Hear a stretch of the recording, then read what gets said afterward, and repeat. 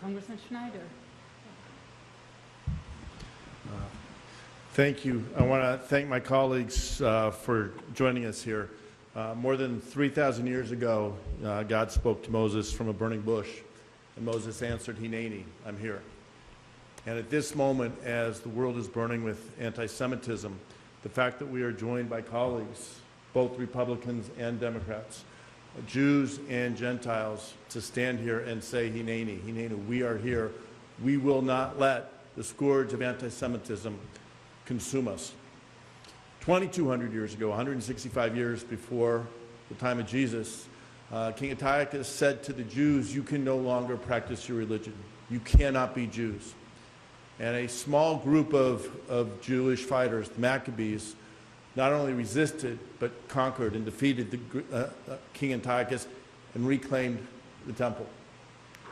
And Hanukkah, the rededication of that temple, celebrates not just the reclaiming of the temple and the holding fast to a Jewish identity, but the idea that a small vial of oil, which was expected to give light for less than a day, could burn, the Hanukkah miracle, burn for 8 days until new oil could be crafted.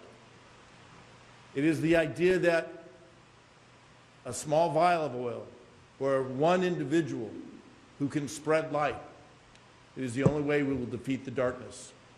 That each of us as individuals standing here together, rising up and saying no to the hate, denouncing anti-Semitism in the United States, on the left, on the right, wherever it may be, and around the world, that is how we will rise up and protect people.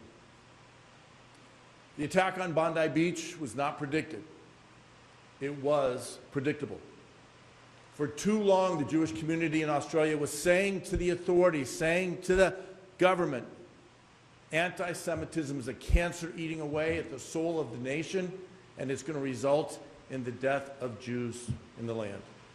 And that's what we saw on Sunday. But it is a cancer not isolated in Australia. We see anti-Semitism rising around the country.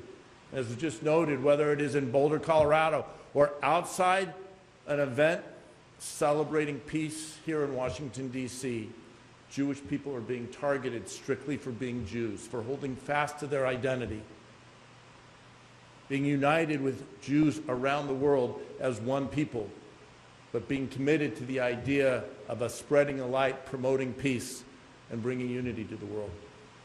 That's who we are as a people, and it's what we will always do.